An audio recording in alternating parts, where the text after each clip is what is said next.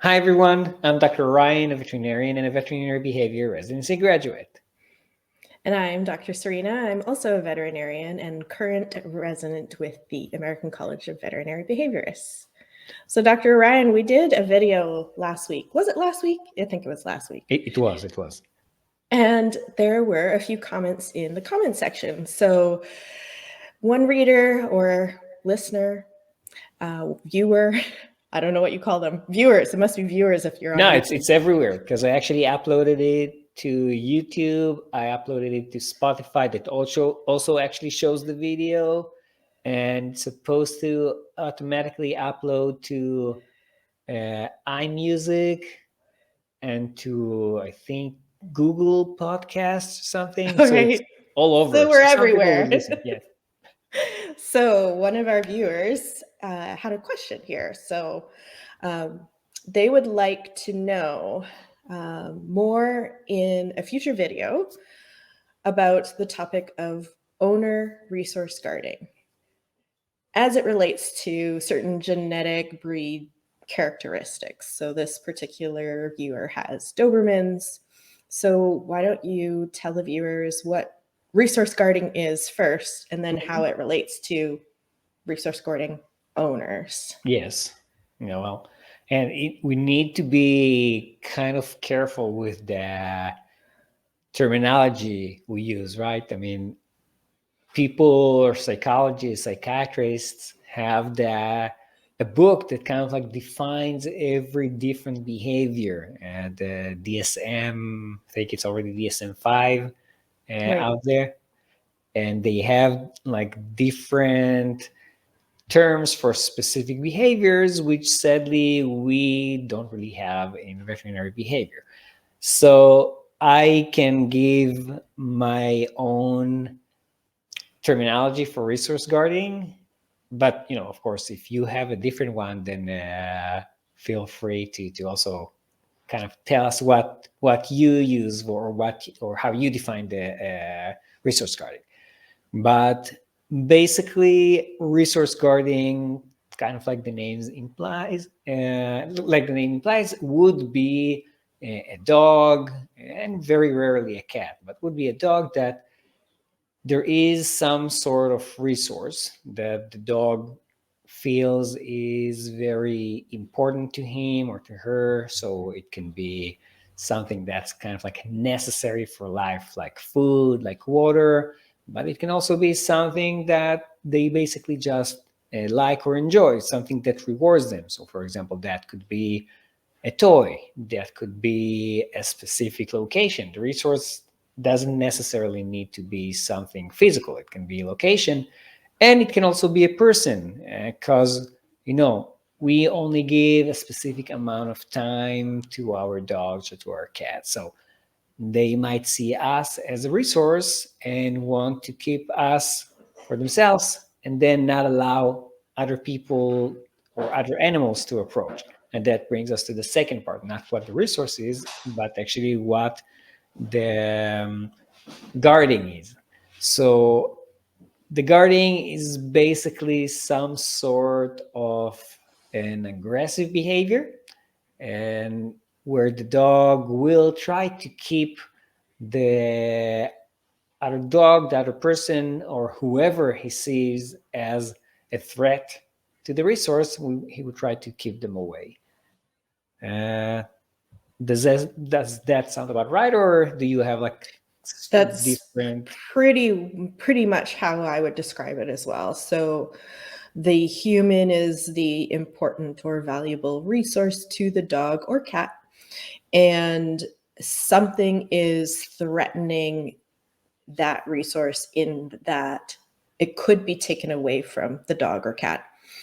I'm going to include cats in there because my cat appeared to show some aggression towards my husband Mhm. when my husband would come and sit next to me and that kind of thing. So it does happen in cats as well, but like you said, more likely in a dog.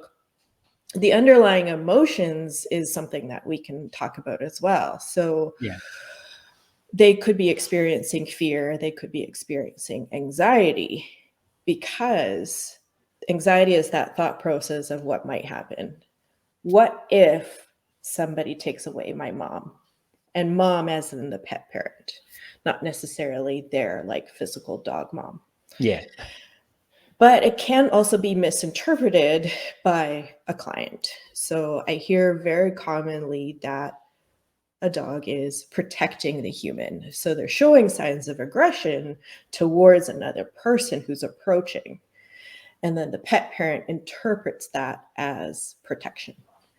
And so we don't want to confuse those two. Right. Now, That's there are going actually to be, something yeah, very common, right? We hear it a lot, like he's protecting me, he's protecting me. yeah. And then we see it a lot in the vet clinic where, let's say you have a dog who's protecting the owner and is aggressive towards the veterinary staff. And then the veterinary staff says, hey, they might actually be better without you. And the veterinary staff takes them to the back, and all of that aggression goes away. Now, we might actually see that that dog is actually more fearful and shut down in the back, in the treatment area.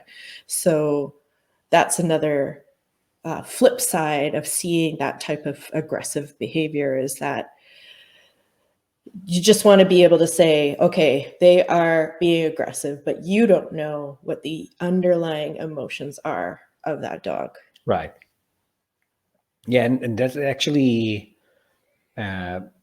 because I am still working as a general practitioner, and I am seeing dogs that I need to draw blood on quite often.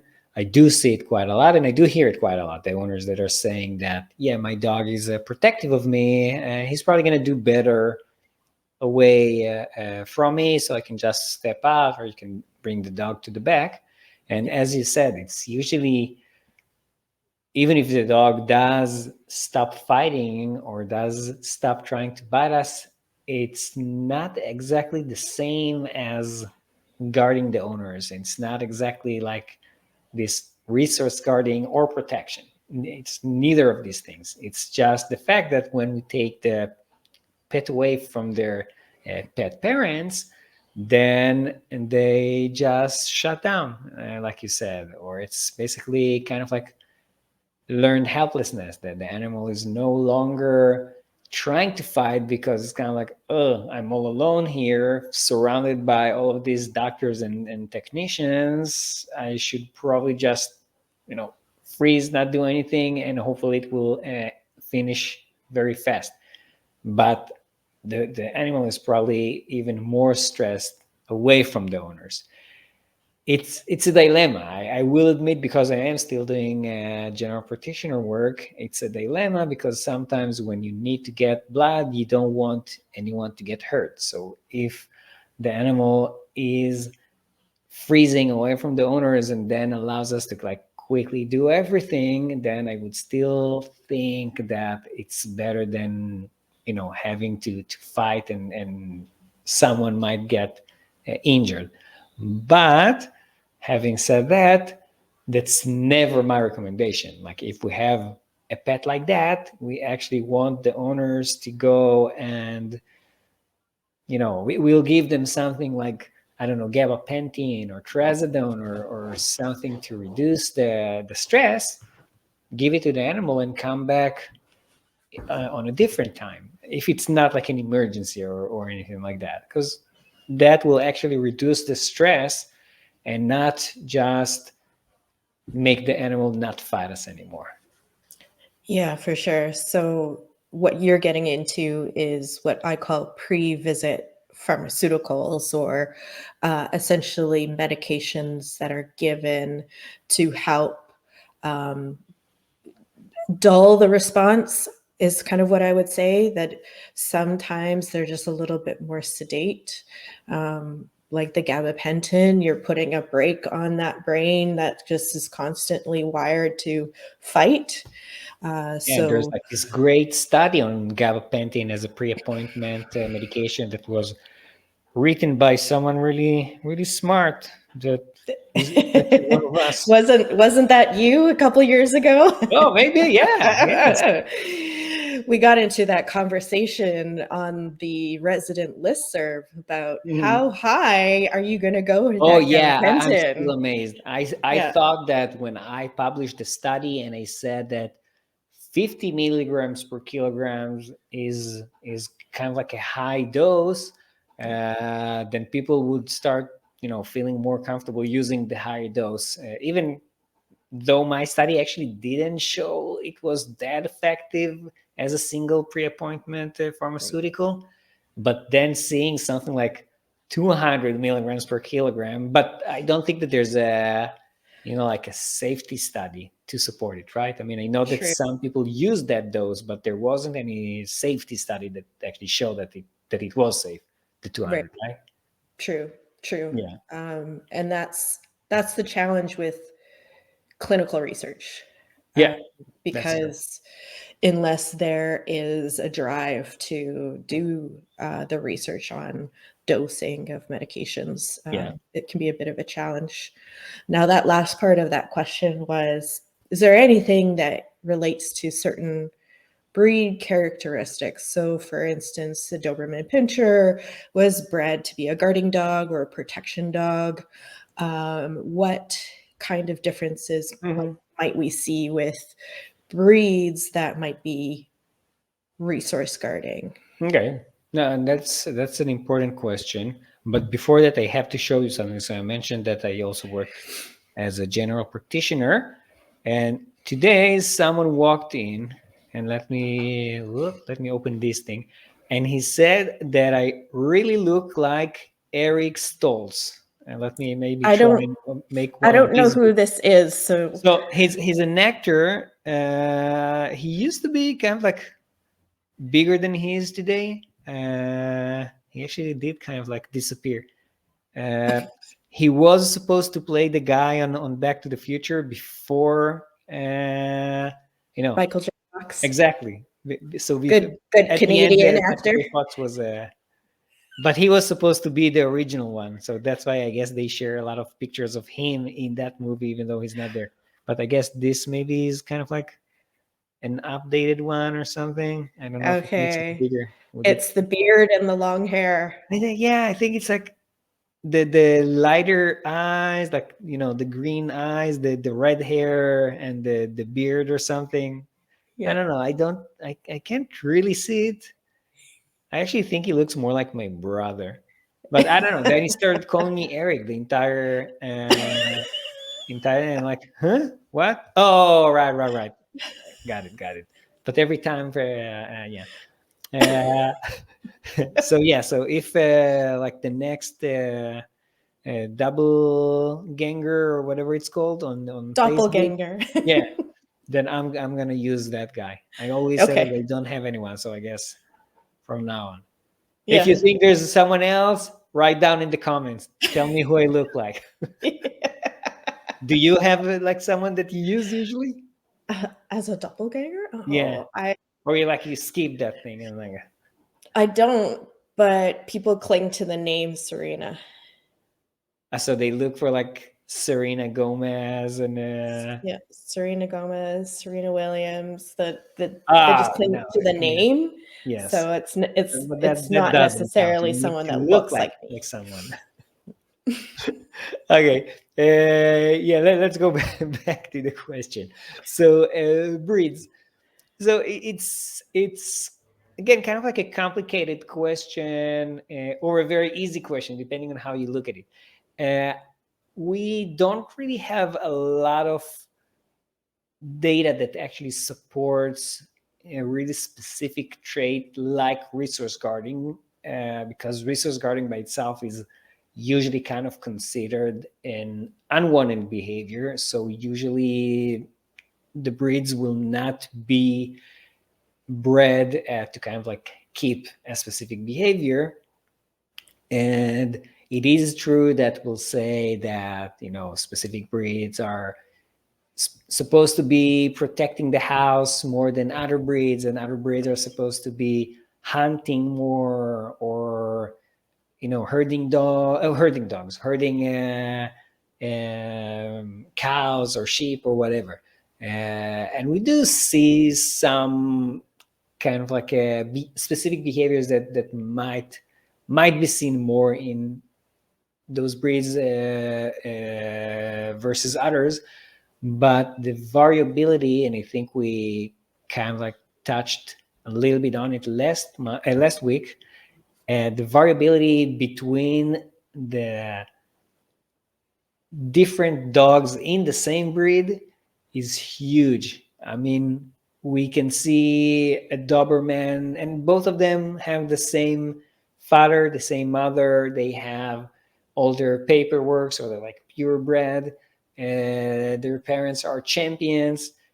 One puppy, when he grows up, will behave in a specific way, while the other one will grow up and be a completely different type of personality and might actually not have any of, even though they look exactly the same, might not have any of those behaviors that are supposed to come with the breed. And I'm talking not just because of the data, and of course, if you have something else that please share it with us. But even from experience, because I see this behavior in almost all breeds. I mean, I never saw a breed that was more predisposed to having that problem versus other breeds, even if technically some breeds are supposed to be more predisposed, but I just don't see it. And as far as I know, there's no support for it. Well, what do you think? So, not specific to resource guarding as like a breed characteristic. I would agree with you. There's a wide variability. I've certainly seen puppies early on show tendencies to resource guard food items. Yeah. So for instance, I would see a puppy at its 12-week-old vaccine appointment, and we often use those little licky mats. So we put a little wet food in there. Their 12-week visit, it's perfect. They're like licking the mat. They don't care that you're touching them. You're just like, oh, this is a wonderful puppy, from like all of like the characteristics that you see. And then you see them again at 16 weeks. And same thing, I bring out the licky mat because I'm like, hey, like this worked out really well last time. And in the span of 2 weeks, I had 3 16-week-old puppies resource guard that licky mat. So when they started to grab it and started growling and pulling it, I was like, okay, we're not going to use the licky mat anymore. You're going to pull up a licky mat. Yeah. Yes. This is a licky mat, if anyone is wondering. I'm just. And then I said, oh, well, do you ever use any like puzzle feeders or toys or anything like that? And it was just like a behavior that those clients had never seen before. But I think it's more learning than genetics. Yeah. You have a puppy who finds wet food very valuable, and this is the first time or a second time or maybe third time that they're having wet food, and they don't want you to take that away from them. Yeah. So I immediately just swap. I'm like, okay, here's some treats instead, because I don't want them to start growling while I'm touching them for their vaccine because they think that I'm going to take away their food item. So, but I think it's more from learning experience than anything. So we live in such a busy world. People work a lot. People jam pack their schedule. And so I think when it comes to owner attention and owner as the resource, because we're so busy, the dogs value our time a lot more. And they just don't have a lot of control over their lives. We control when they eat. We control when they go outside. We control when they go down for a bed. So we control them a lot. And so I think that by having less time for your puppy, they are going to be more likely to want to spend more time with you if you are there. Dobermans, however, are genetically predisposed to this blanket sucking. Right, that's true. And that's something that we know for sure is genetic. Yeah. And does that also contribute to compulsive behaviors? So what you're saying that maybe there is some interaction between those compulsive behaviors and like aggressive behaviors that might be perceived as a resource guarding? I think so. I think so because some of these dogs that are blanket suckers experience pica or pica, however you want to pronounce it, where they ingest non-food items.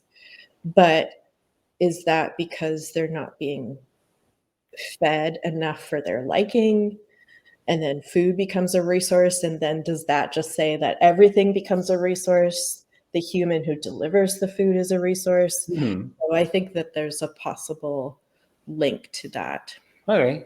Yeah, I mean, it makes a lot of sense. I agree. But in your experience, did you actually even see more Dobermans with like that specific? I mean, not the pica or pica. Did you see I see anything? with that, Yeah. but not human resource guarding. Yeah. No, but I completely agree. I mean, we do know that there is a connection between behavior and medical issues. We do know that when there's like a skin problem, then maybe the animal is going to be much more sensitive than like much more sensitive to the touch, or might be kind of like more anxious because, again, kind of like expecting bad things to happen, expecting someone to touch the skin and make it feel worse or something like that. So they tend to be maybe even more aggressive. And you treat the medical problem, and all of a sudden they're doing so much better, even without actually needing to work on the behavior issue itself. So yeah, so it definitely makes a lot of sense.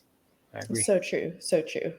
But yeah, the pica or pica, it might not just be a digestive problem. It might just be the whatever they acquire. And I don't know if anybody studied the level of dopamine that these dogs get from sucking this blanket, but I suspect that it's related to dopamine or noradrenaline or a combination of both, that they are getting some reward, just like say cribbing in horses and endorphins. So Yeah.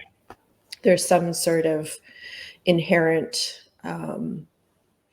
reinforcer that causes them to continue that behavior. Yeah. But I think that's different than resource guarding an owner. But I don't know that all Doberman pinchers would lean towards protecting their owner either. Yeah. So that's Well, what they were bred for. right. I mean, I can think of like piggyback riding on what you just said about kind of like, the genetics or behavior issues that we know are genetics, and how it might even cause something like protecting the owners. Again, not protecting the owners, but like resource guarding, or doing a behavior that might look like resource guarding. That's maybe we need to be very clear. We don't necessarily say that there's resource guarding. We say that there's a behavior that might look like that, and it might be actually secondary to the medical issue. So, for example, let's say that it is something like a pica that's either causing pain, or, as you said, the behavior itself is kind of self-rewarding to the dog, and the dog just feels more secure around one person than around someone else. And that by itself kind of causes the dog to be stressed when another family member or a stranger approaches.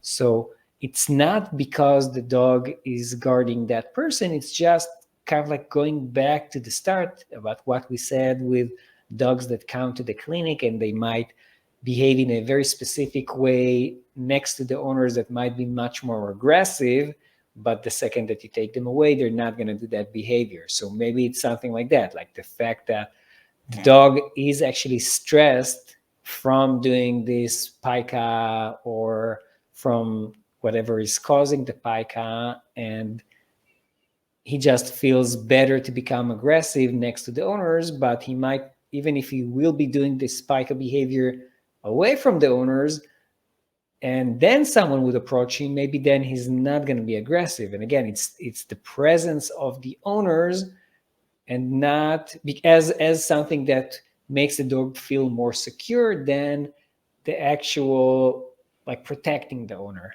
if that makes any sense. Yeah, for sure. So it might come down to how that dog feels in its attachment with that human. So attachment theory in children, where people can have a secure attachment or an insecure attachment with their parents, and the dogs will tend to have one particular individual that is their attachment figure. And it doesn't necessarily mean that that's the person that feeds them or walks them. It Right. just happens to be the one where the dog feels most secure around. Yeah. And again, kind of brings us back to our discussion last week when we mentioned the socialization period. Again, like many things that the dog will show as an adult might be related to the way that he was socialized, or someone wrote in the comments last week, habituated. So it's also kind of a big part of it, right? I mean, we want the dog to be nicely, calmly habituated to the presence of all kinds of things. So like you mentioned, a puppy that already shows problems with like behavior, doesn't want to be touched in specific ways and all of that. If we can do this, like counter conditioning, desensitization, hopefully it will lead to habituation and stuff like that. But we can make the dog as a puppy feel fine with all of these things. Even, by the way, procedures that the veterinarian is going to do. So, like I always tell owners that bring me puppies, and I say, when you're playing with the dog, from time to time, kind of like touch the ears a little bit, touch the face, raise the lips, so they can also brush the teeth later. And the dog is not like, afraid of being touched on the face and everything like that. Yeah. But it all goes down to what the owner and how the owners do it as a puppy. Right. So maybe Yeah. the resource guarding is because of something that accidentally happened when the dog was a puppy. So for example, as a puppy, they would give him some sort of a high value treat, but will take it away while the dog was playing with it, without, like the example that you gave, that you would say, replace it with some other high value treats, like replacing it with a treat that the dog will eat right away, instead of those The like licky chew mat. bone, Yeah. right? Yeah. I guess also it might relate down to what does the relationship, say for instance, I'll just use myself and my husband as an example. Mhm. If I only have a finite amount of time to devote to the puppy, and the puppy values that amount of time, but then I have to split my time between puppy and my husband. If the relationship between the puppy and my husband isn't good, Mhm. or at least like in the balance, where if you spend a lot of like good, valuable time, you get a lot of positive build up in the bank. So then if something negative happens, even if it's an accidental, like, oh, I accidentally stepped on your paw while you were Right. walking right in front of me, if you've had a lot of positive in the bank, a little negative still keeps that kind of Yeah. balance. Whereas, let's say, for instance, if you're yelling at your puppy all the time, you're building a lot of negative in that bank. You have to build up a lot of positive in that bank to get that same balance. Yeah. But if there's two people in that relationship and one is more positive, it's like good cop, bad cop, that can harm the relationship that that puppy has with the bad cop. And therefore, it wants to guard the resource of the good cop. Hmm. So Yeah. that you can have that kind of dynamic in a home where you have one parent who's the disciplinary, even when it comes to dogs, not even just children. Right. And I think it also makes a lot of sense when we're thinking about the different types or different methods of training. So many people would say that, reward-based training, or something that at least is based mainly on reward-based training, is not as good as what they sometimes call, um, I forgot how it's called. They think, balanced training. Balance training. Sorry Yeah. about that. And they say, yeah, it's balanced because we use punishment. We teach the dog what not to do, but we also teach the dog what to do and use rewards. So like using both things. But as you Right. said, and this, by the way, we do have tons of study to support this claim. I mean, the claim that I'm going to make, that we do see that reward-based training, this method is much safer. It's much more effective, or at least as effective as a method that does have punishment. So, if you have a method that is as good, not even better, but is as good, but doesn't require me to be mean to my dog, then why choose the mean one? Because Right. you can for sure train with just reward-based training, or mainly what sometimes people call positive reinforcement, although it's not necessarily accurate, but a lot of, or mainly positive reinforcement. And when we use both of these things, like we use punishment, or usually positive punishment, like we're actually doing something that scares or hurts or just causes discomfort to the dog. But on the other hand, we're also giving treats. So one thing, we're kind of like confusing the dog. It doesn't know what to do anymore. And two, it actually affects the human animal or the owner animal bond. And it's a Yeah. big thing, and that can cause many problems down the road. And as you said, it does seem, and that I think also true for people, like if someone did something bad to me, I will remember it forever. I mean, I'm not gonna forget in many, many years. I still remember people that told me things when I was in high school, right? Because even if they said like one really mean thing once, we're gonna remember. We're gonna carry it for many years. They Yeah. will actually need to be really nice to us, and they will really need to like build up this relationship we have with them before we can kind of like forget it, and or maybe not forget it, but kind of like trust that, okay, that was like just a one time thing, but they're actually nice people and we do enjoy being with them. And the Right. same is true for our pets. So if it was accidentally one time that we stepped on the dog, but the rest of the time we're really being nice, and the dog likes being around us, and that's awesome. If we're using both of these methods at the same time, we're scaring the dog or hurting the dog, and we're also giving treats, it's going to cause a lot of problems. Yeah. So that comes into what we would call conflict. Yeah. So conflict of emotions, where the dog feels two things at once. They like you, they want to be next to you, but they're also worried or anxious that you might hurt them. And that's what conflict is that they might approach and retreat because they're not sure, oh, is today going to be the day you're going to hit me? Or like maybe you're going to give me a treat. So it's that like approach retreat type of behavior that we see. Yeah. And I very commonly you see it at the vet clinic. You hand over a treat and then they're like, yeah, great, thanks, I'll take the treat. But as soon as the treat is gone, they don't want anything to do with you. Yeah. And so that's just a source of conflict. And so reducing conflict is just sort of part of like our management strategy.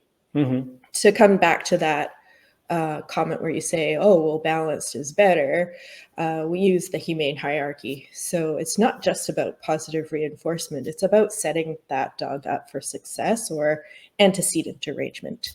If you don't think back on setting up both yourself and that dog up for success, then both of you are going to end up frustrated. Both of you are going to end up with having that negative association even with that setup. So thinking about how can I set up myself and this dog for success comes before positive reinforcement, before negative reinforcement. All of that comes before that. And Yes, people... I'm trying to show it now, humane right? hierarchy. Yeah, exactly. Yes. And pain. We can't forget about that pain.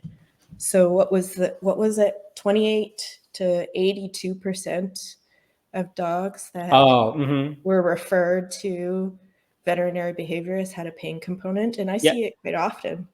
And same thing, just like you mentioned about treating the itchy dog, treating the painful dog may be the only thing you need to help with the problem behaviors. Yeah. No, that's completely true.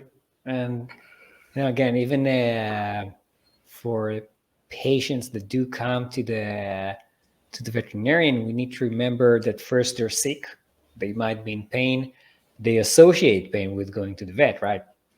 They usually get vaccines, they usually get blood drawn, their butt might be probed, not things that most dogs or people would like. And most, there are people that would like it, not judging anyone, but most don't. Only if you buy them dinner first. Exactly. There's something like that. So, we do offer them a treat. I mean, not the owners, the dogs, we do offer them a treat, but it might not be enough in those situations. And that's why we actually, and we need to be, some owners are not even aware of it, by the way. But again, there are like plenty of studies done on stress of dogs and cats coming to the veterinarian. And I think in dogs, depending on the study that you're quoting, but some of them show that even as high as 80% of the dogs showed at least one sign of stress. So 80%, meaning that most of our clients, as at least for like general practitioners, most of them are afraid when they come to see us. So, if someone needs something to make them feel better, like some gabapentin or something like that, nobody should feel bad giving it. Not the owners, not the veterinarians. It doesn't mean that we did something wrong or that we failed. Just the opposite. We're trying to make the pet feel better. And that it makes me think about this dentist I used to have who would never touch my mouth unless I had an Ativan. Unless you had what? Sorry? Ativan, lorazepam. Oh, yeah.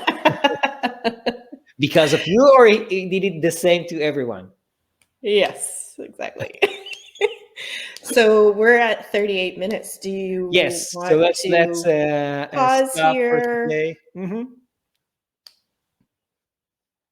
And we'll do it again next week, I guess.